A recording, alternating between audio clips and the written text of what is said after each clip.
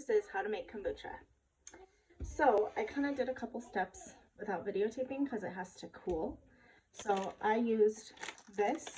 I'm a very non-scientific kombucha maker. I fill up my pot with water.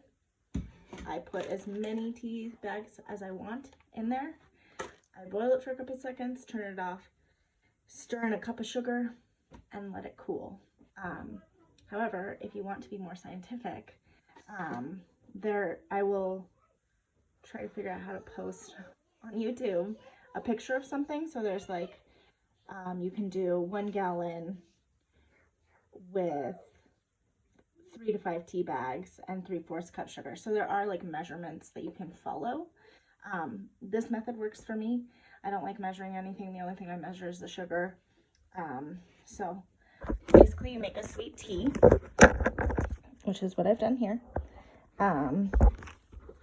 I used just the Lipton tea because that's what my husband drinks and that's what we had. Usually I use this kind of sugar, the sugar and the raw, but we ran out, so it got part of this. I did like half and half until my whole cup was full. So now that it's cool, I can add it to the kombucha. So if you're going to make a kombucha, you need to find somebody with a SCOBY. If you live in the Livingston area, I have extra. Let me know. So I just took my last batch of kombucha and put it in the second fermentation. So my SCOBY is in here. As you'll learn in the next video, you always want to leave a little bit of your old kombucha in here. So all you're going to do is take your sweet tea that's cooled. It has to be cooled. It cannot be hot. And you're going to dump it. I guess I should bring it into view for you guys. There we go. Okay. You're going to dump it.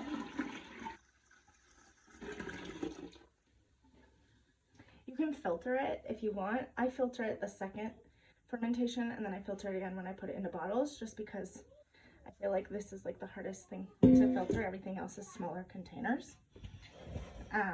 Then you just take your SCOBY with clean hands. It's nice and fun. And you just place it back on top of your sweet tea. Move this out of the way. Then I'm gonna just adjust the camera.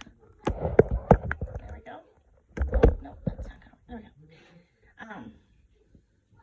Take some kind of cloth that's breathable, put it over. I've lost my string, and I will find my string, and you let it sit for like a week or so. I just let it sit for 7 days, and then I put it into my second fermentation. Some people like to test it and see how it tastes. If you do that, you have to use, you can't use metal. So I use this if I do test it, but usually I just wait the 7 days. It can go longer than that, but it's going to get more and more tart. If it becomes too tart, you can cut it with water, or I do like sparkling water, kind of tastes good. So that works. So you let it sit for a week, and then you follow the second video for the second fermentation.